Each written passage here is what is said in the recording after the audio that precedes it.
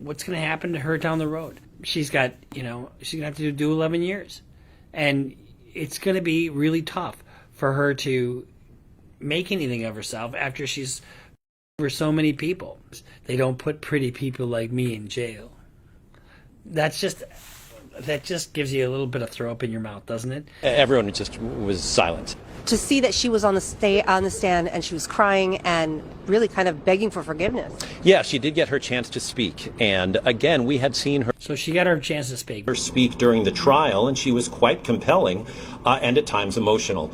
She got up today, gave a much shorter talk, apologizing, very contrite to her investors, to her family, to her employees, saying she realized she did things wrong. I don't think it swayed the judge. 11 years seems like something kind of on the high side from what I've been hearing from lawyers and legal analysts. But yeah, it was very emotional and very quiet when she finally got her chance to speak. And even before she spoke, the father of Tyler Schultz and the son of George Schultz, who was the investor, Tyler Schultz, the whistleblower, spoke looking directly at Elizabeth Holmes and saying, among the more cutting comments was, you've heard a lot about Sunny Balwani being the bad guy. Elizabeth, you were the Sunny Balwani to my family.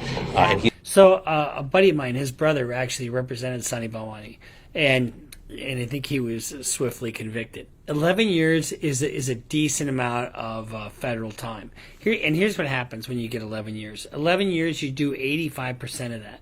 So 85%, you figure that out. You don't get a third off like in a lot of state court cases. So if you remember what her quote was, they don't put pretty people like me in jail. That just gives you a little bit of throw up in your mouth, doesn't it? In a sense, I guess she has a super deep voice, like she taught herself how to talk, so that she'd be taken more seriously by men in meetings, and she, no question, this woman was bright. But she made a lot of shortcuts, and she got herself in way over her head, lied, and created a fraud scheme that was worth billions of dollars. She built out it. And so when you look at who the victims are, you got several different types of victims. You got the people who would have used the product. You've got investors, and then you got companies like Walgreens. And so it's really fraud on a mass scale. So when you analyze, who's in the wake of somebody's fraud, a lot of people think, oh, it's a financial crime. People are greedy. They aren't really victims because they just lost money. Well, Ian Gibbons was her chief scientist, okay?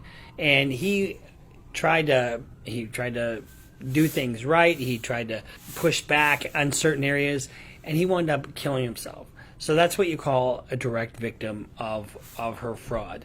And then you've got other people who are in the wake, people who are misdiagnosed based upon faulty test data. So when you have a judge sentence her to 11 years, that's probably not that huge of a sentence, in all honesty, when you're talking about the level of fraud that we're dealing with. Saying, oh, so she defrauded rich people. Rich people parted with their money willingly, and they should have known better. But to hear that this young man, this whistleblower, really suffered that consequence and really created a rift in the family, too. It really did. The father spoke about how that rift was caused from grandfather to him, to his son, the Theranos employee, Tyler Schultz, and how it really ripped them apart because they didn't know who to trust. Because George Schultz, who we all know is a former Secretary of State, great man in American history, and big-time investor, trusted Elizabeth over the words of his own son, and that caused a big rift. And so the middleman in all this, Tyler's father, was quite broken up about this, and he clearly blames Elizabeth Holmes. See, if you look at these white-collar cases, can have broad, and they usually do, because the white-collar cases are never at a small level. Right? They're always at this much bigger level, because otherwise you don't have a big white-collar case. But when we had the Petters case, there was a guy by the name of Petters who, it was, I think, about $3 billion here in Minnesota. And he destroyed people's futures. Couples that were, saving for their retirement and enticed to invest with him. And it was a Ponzi scheme. Well, in this case, you've got, families that are torn apart, from, like you said, grandfather to father to grandson. So when you think about dealing in business, if you are going to deal in business, be fair, be honest. Don't cut corners. It doesn't take that much to succeed, except for maybe just hard work. And guess what?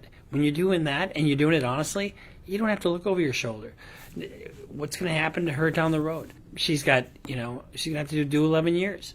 And it's going to be really tough for her to make anything of herself after she's for so many people.